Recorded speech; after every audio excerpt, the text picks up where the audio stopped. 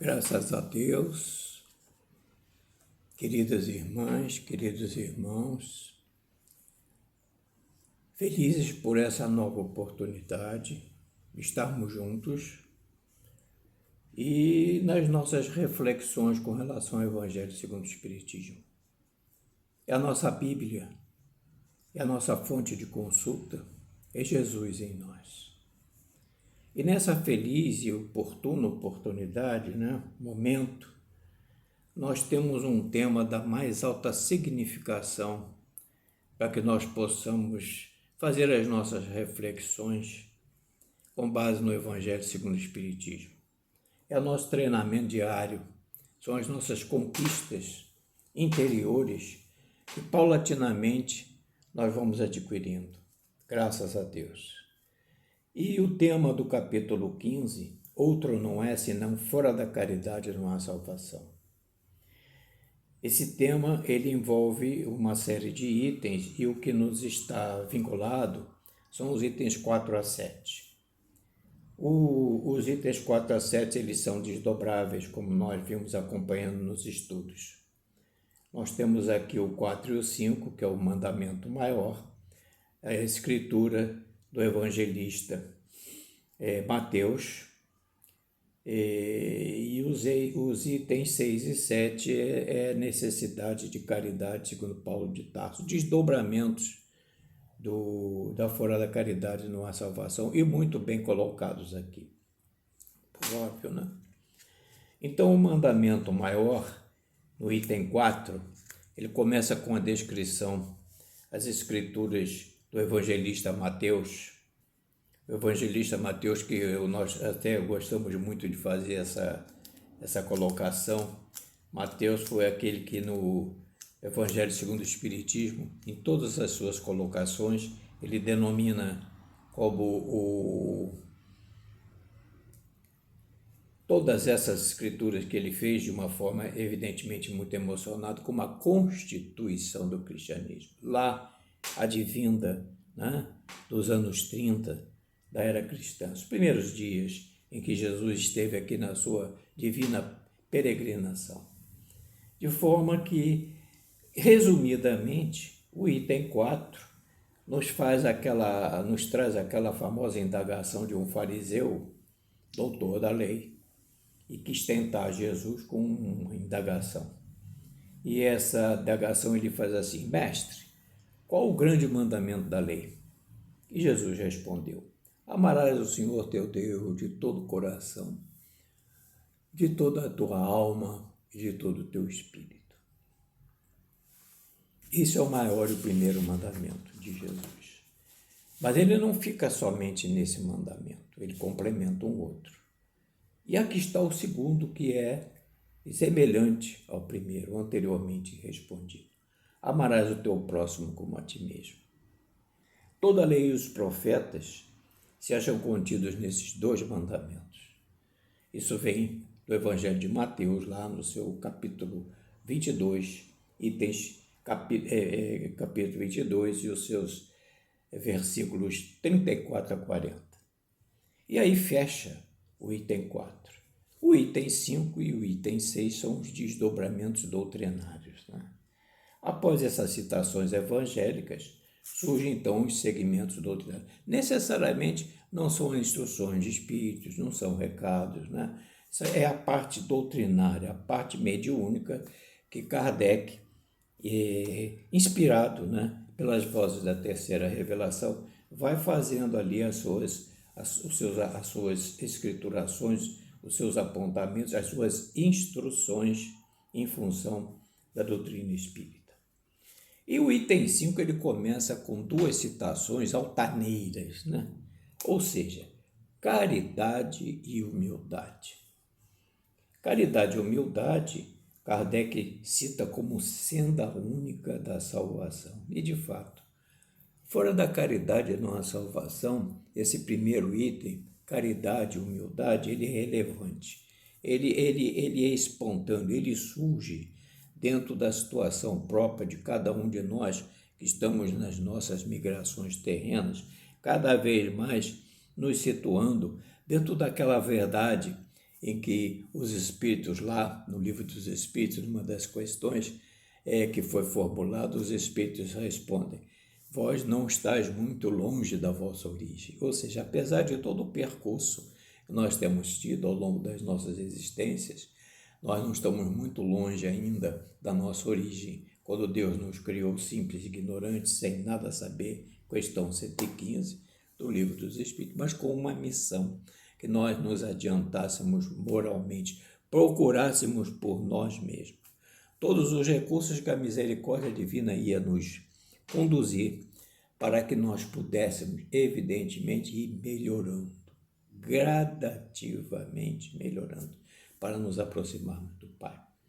E essa aproximação do Pai, a gente tem sempre isso na nossa mente, à medida que cada um de nós vai chegando à sua perfeição moral, muitos chegam lá, conforme a escala dos Espíritos, lá no item 100 do Livro dos Espíritos, muitos chegam de bom grado, cumprem as suas atividades, raros são, mas eles existem e aí estão, haja vista, os mundos mais elevados, mais puros, onde não há tantas contradições como o nosso, né?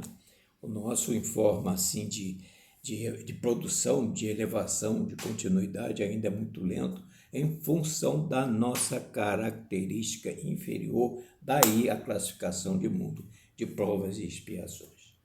Então, essa caridade e humildade ressalta aí. E os espíritos, por intermédio de Kardec, ressaltam uma outra, que é a antítese antagônica a essa, orgulho e egoísmo, senda da perdição, ou seja, chaga da humanidade, que cada um de nós só vai deixar de ter esse orgulho e esse egoísmo quando a lei do amor imperar na face da terra.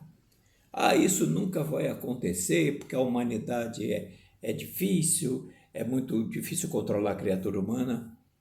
A misericórdia divina sabe, tem paciência e vai periodicamente nos concedendo os recursos para que nós nos aprimoremos, para que nós possamos tomar o nosso lastro luminoso em função da aproximação de Jesus.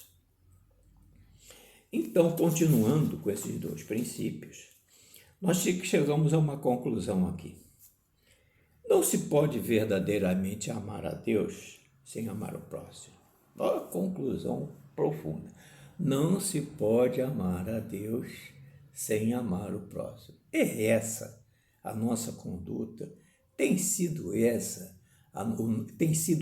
o nosso procedimento. Como é que nós nos situamos na nossa vida? Vamos através das crenças religiosas que nós temos, às igrejas, aos púlpitos, às reuniões, e ali, notadamente nas casas espíritas, falando sobre o espiritismo, ali comparecemos, ouvimos exposições, não é? Participamos de estudos, nos vinculamos muitas vezes à parte da doutrina em si mesmo, depois vamos chegando à parte mediúnica, porque todos somos médios, como está lá no 159 do livro dos médios, mas mediunidade, caracteristicamente, isso Kardec explica no livro dos médios, são aqueles que detêm uma ostensividade no seu trato mediúnico. E isso demanda, evidentemente, estudo. Por quê? Porque a mediunidade precisa de educação e qualidade mediúnica. Isso é o nosso íter dentro da mediunidade. Então, nós temos na nossa vida de relação, o homem, eu gosto muito de frisar isso aqui, que a gente aprendeu na doutrina, lá em Obras Póstumas de Allan Kardec, o homem tem 3 fases na sua vida. A sua relação com Deus e o próximo. Olha aí, a primeira delas, dito pelos Espíritos, a relação com Deus e o próximo, como cidadão, né? E como chefe de família. Em cada uma delas ele pode ser criminoso ou virtuoso. Então nós temos um caminho tríplice em que nós vamos nos amoldando, nós vamos nos direcionando melhor àquele capítulo último das leis morais do Livro dos Espíritos, da perfeição moral. Mas quando é que nós vamos chegar lá? Chegaremos lá sim. porque Deus nos proporciona todos os recursos para chegarmos a Ele. E o principal recurso, todos sabemos qual é: Jesus. Jesus, lá na Boa Nova, ao orientar, conversar com seus discípulos nas casas do caminho, que lembram hoje os centros espíritas, lá no Tiberíades, naquele frescor do Tiberíades, nas suas encostas, quando nós lemos essas instruções de Jesus lá no Tiberíades, parece que nós nos colocamos ali, sentimos aquele frescor, sentimos aquela ambiência. O Tiberíades é aquela lembrança saudosa, metaérica, da presença de Jesus, que ali culminou de luz todo aquele cenário. O Tiberíades é aquela lembrança doce, nossa, serena. Nós nos deixamos levar por esse sentimento melhor, mais elevado, mais fluido, que está dentro de nós, sim. Basta que nós busquemos lapidar essa essência, onipresença divina dentro de nós, da nossa natureza. Então, não se pode verdadeiramente amar a Deus sem amar o próximo. E tampouco, conclusão lógica, amar ao próximo sem amar a Deus. É vamos dizer assim, o ponto de equilíbrio, o ponto de gestão, se assim podemos nos fixar. É esse equilíbrio.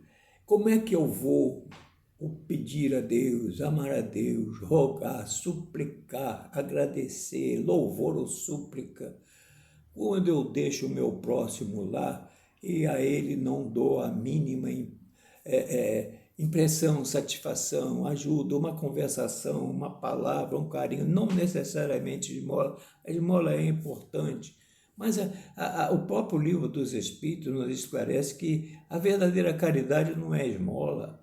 A esmola, a verdadeira caridade, ela se desdobra em benevolência para com todos, indulgência para com as faltas alheias, perdão das ofensas, uma palavra, um consolo, uma conversação, trazem muito. São luzes que cada um de nós acende na nossa peregrinação terrena. Vimos aprendendo isso, mas há tantos e tantos séculos, e aos pouquinhos é que nós vamos despertando para essa realidade que não está fora de nós, não está dentro de nós, porque Jesus, na Boa Nova, sempre dizia aos seus discípulos que cada um de nós tem um santuário no coração. E esse santuário no coração é de onde emerge essa onipresença da divindade em nós. Nós somos herdeiros da criação, independentemente de todas as nossas atividades aqui na Terra. Há uma que sobressai. Nós somos co-criadores, co-auxiliares do Pai na criação. Por isso somos filhos dele. E por isso devemos nos aproximar com as nossas virtudes excelsas, até onde, vezes sem conta, nós não podemos imaginar. Ouvimos falar de mundos superiores, de mundos elevados, mas ouvimos falar, mas nós não temos ainda a consciência macro para entender o que é essa virtude na sua excelsitude, sem interesse pessoal, sem orgulho, sem culto à personalidade, o espírito. Muitas vezes nós lemos nas obras da codificação, desculpem aqui a emoção, a maneira como nós vamos às vezes conduzindo os trabalhos, nós lemos que nos mundos superiores não há contradição, não há pensamentos contrários. Os espíritos olham, se veem na identidade de propósitos, em tudo aquilo que cada um conquistou no seu íter de evolução, de progresso espiritual. Não há maldades. Mas então, se não há maldade, se é tudo assim róseo, vamos dizer essa expressão terrena, como é que é essa luminosidade? Como é que é essa perfeição? Ainda não temos a consciência macro de entender essa fluidez, não entender Jesus a luz do mundo. Sem Jesus, o que somos nós?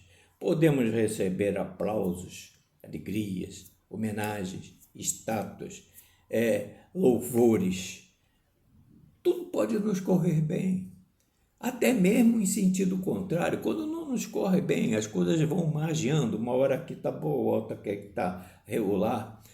Mas outro dia eu li no livro Roteiro de Emmanuel algo que me chamou muita atenção. Poderemos ter toda a atenção do mundo e sermos benquistos em todos os lugares, mas se nós não tivermos Jesus dentro de nós, nada seremos.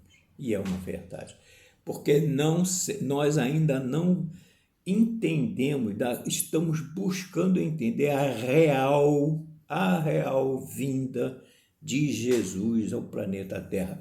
Porque quando o planeta Terra foi criado, Jesus já existia e recebeu a outorga de Deus, nosso Pai, para vir aqui ser o governador e protetor espiritual desse planeta. Então estamos todos nós, a coletividade de irmãos da humanidade encarnados, que estamos aí por em torno de 7 para 8 bilhões, mas não somos só nós os encarnados, existe a comunidade, existem também os espíritos da Terra que estão na erraticidade, que é praticamente o dobro, já lemos sobre isso. A população terrena não está só aqui encarnada, também está em outros planos espirituais, se motivando, buscando uma diferença daqui. Aqui estamos sujeitos a chuvas e trovoadas, entre aspas, mas a reencarnação completista, essa nós não temos ainda, porque não temos ainda qualificação para assim proceder, mas vamos chegar lá, temos que chegar lá, porque somos filhos de Deus. Podemos demorar, mas chegaremos, e todas as oportunidades nos são concedidas, e o Evangelho deve estar para nos impulsionar nesse sentido. Então, nós estamos nesse problema, não se pode verdadeiramente amar a Deus sem amar o próximo. E está aí uma das vertentes dessas verdades inconcussas que surgem em cada um de nós, dentro de nós, que nós precisamos esclarecer e exteriorizar. Logo, em função do que havíamos falado, tudo que se faça contra o próximo resulta contra Deus. É ato contínuo. É uma expressão nossa que ato contínuo, quer dizer, é um desdobramento que é racional, é lógico, não tem o que discutir. Por sua consequência, nós fizemos aqui uma anotação, não se pode amar a Deus sem praticar a caridade para com o próximo. Todos os deveres do homem se resumem nesta máxima: fora da caridade não há salvação. E esse fora da caridade não há salvação, eminentemente, não se pode deixar de fazer um lastro, uma conexão. A famosa epístola de Paulo aos Coríntios, primeira epístola de Paulo aos Coríntios. Essa epístola de Paulo aos Coríntios, ela está em Atos dos Apóstolos, ela está nas obras de Emmanuel, ela é efusiva, porque Paulo de Tarso era um doutor da lei. Paulo de Tarso, na obra dele, que Emmanuel nos traz, pela mediunidade santificada de Francisco Cândido Xavier, ele não era um viciado. Guardamos isso. Paulo de Tarso, ele era um apaixonado da lei. Ele não tinha vícios como nós tínhamos, tanto assim que ele é convocado por Jesus. Ele veio, estava aqui, Jesus veio, e dentro desse, vamos dizer assim, desse processo de organização daqueles encarnados que vão dar continuidade lá naquela época dos 500 da Galileia, caravana que nunca se dissolverá, a esse implemento, a essa ascensão espiritual de cada um de nós, partindo do seu cantinho, lá do seu momento, lá da sua, digamos assim, do seu iter inicial de progresso espiritual.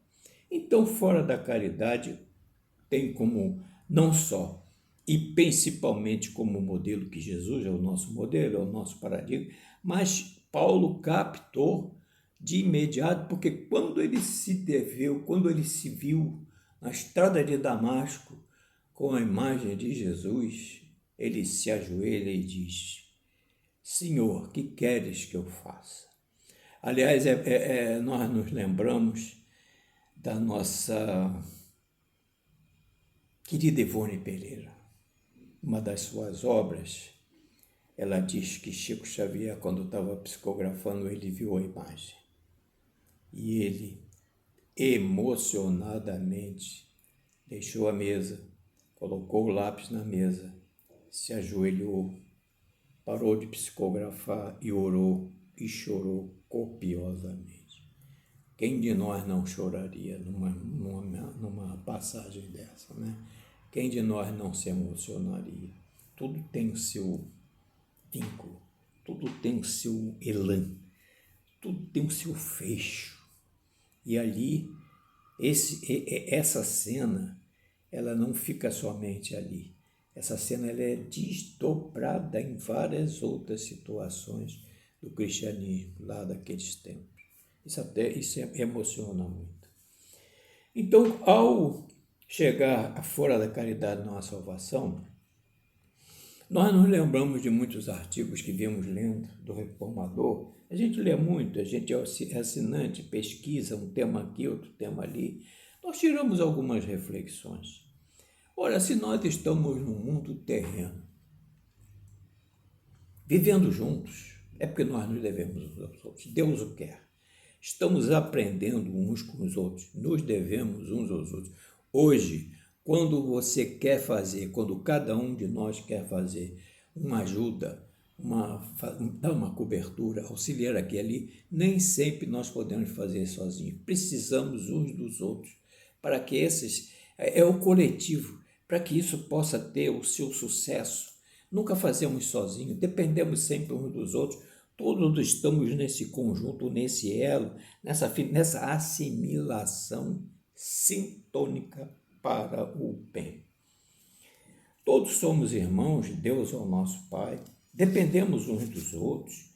A dignificação do amor entre as criaturas nasce do indivíduo. Jesus, lá na Boa Nova, Humberto de Campos, nos traz isso, que ele luta que estava na terra para fazer com que o evangelho do reino dos deuses penetrasse primeiro no coração da criatura e depois se propagasse e frutificasse para o espírito dos povos. Por quê? Até mesmo toda lei que se cria, seja ela física, material, moral, transcendental, intelectual, científica, parte do indivíduo para o grupo, para a criatura, para o grupo, para a família, para a sociedade, para as coletividades.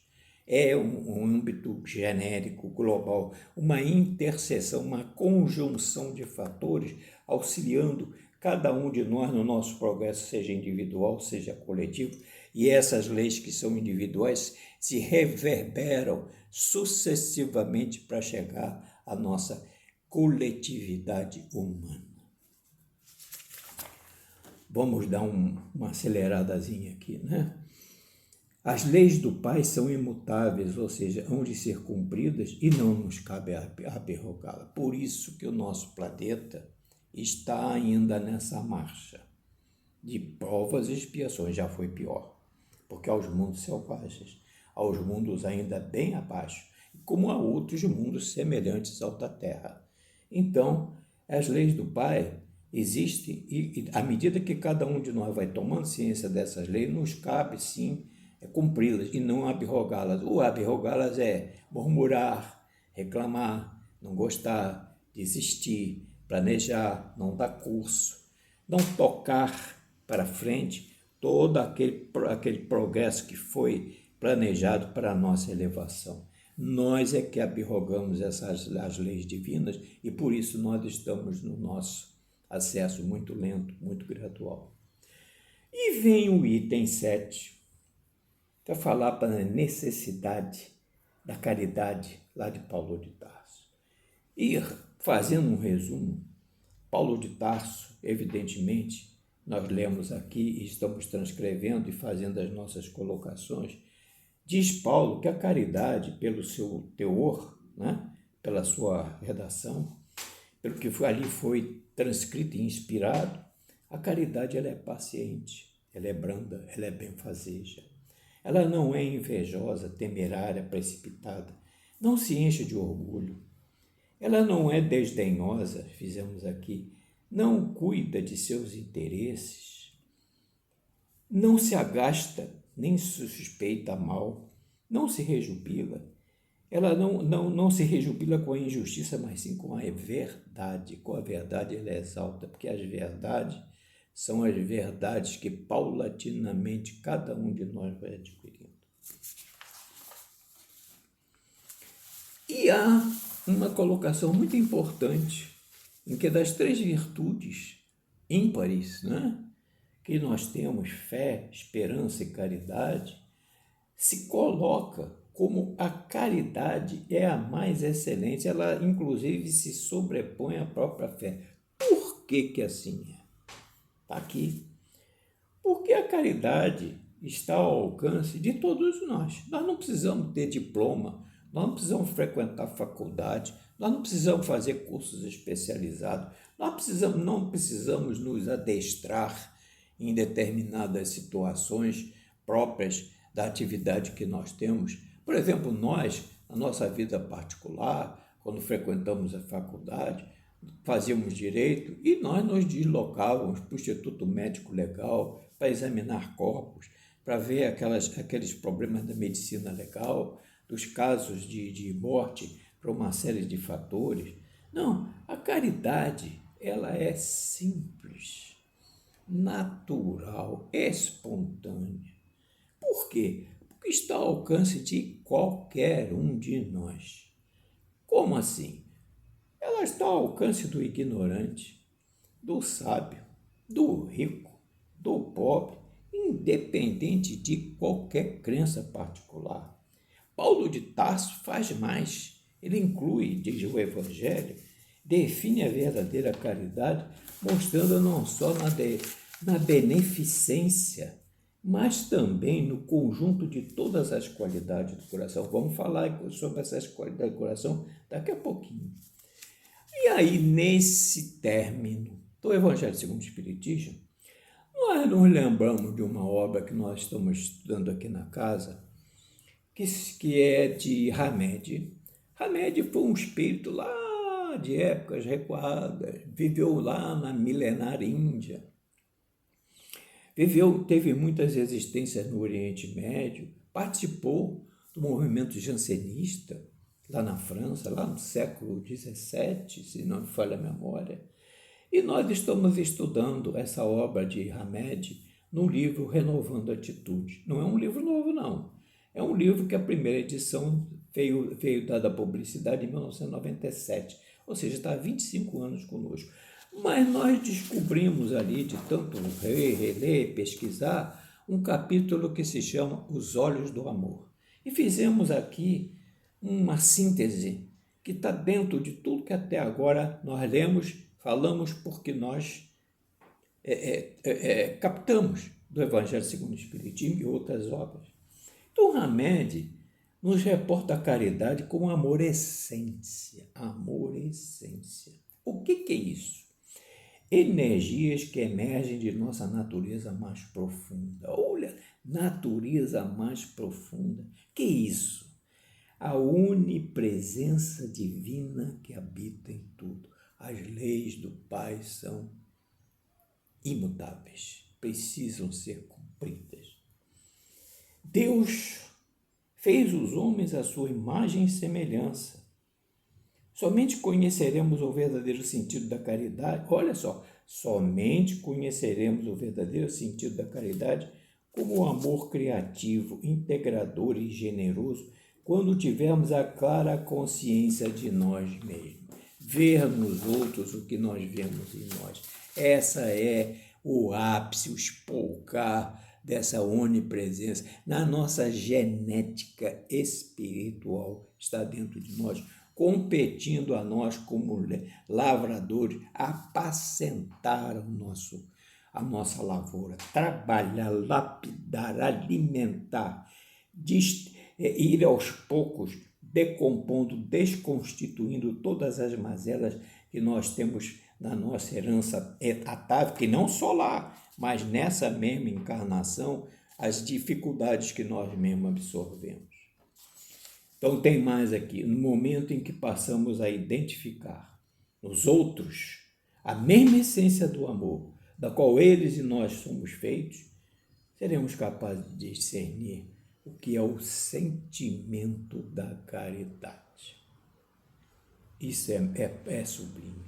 Sejamos, portanto, jovens, velhos, crianças, sadios, doentes, homens, mulheres, se passarmos a amá-los incondicionalmente, como Jesus nos exemplificou, aí estaremos completamente integrados na caridade. Amigos, queridas, queridos, fechamos aqui esse tema altamente progressivo, evolutivo, que nos faz pensar, refletir, amadurecer, fazemos a nossa introspecção interior para descobrirmos, sim, os mentores aí estão, os espíritos amigos, aqueles que estão sempre junto a nós, o nosso espírito protetor, que exerce sobre nós uma vigilância permanente, nos tutela, nos supervisiona, só se afasta quando nós damos ouvidos moucos, ouvimos a César e não o ouvimos, mas no primeiro momento em que ele tem conhecimento que nós já estamos voltando à nossa real posição e procedimento e discernimento, retorno com todos os aportes para que nós nos elevemos. Graças a Deus por essas felizes oportunidades, por esses momentos tão engrandecedores, emocionantes, que cada um de nós, ao longo da nossa vida, vai assimilando, vai alimentando. E o principal, articulando todas as ferramentas que estão dentro de nós para que essa herança divina nós saibamos realmente trabalhá-la, dissipá-las, fazer aquele homem rude dos campos que Jesus via e orientava João, cavando a terra no deserto árido da Palestina, principalmente em Jericó.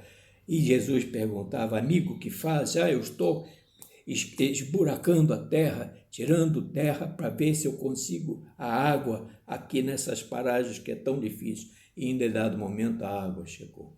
Graças a Deus, é o esforço de cada um de nós por esses momentos. Desculpem a emoção, esses temas mexem muito com o nosso psiquismo, mas nós estamos aqui aprendendo também com todos a reflexão de cada um de nós capta pela assimilação sintônica do amor, da verdade e principalmente da caridade. Graças a Deus, muito obrigado a todos, até uma próxima.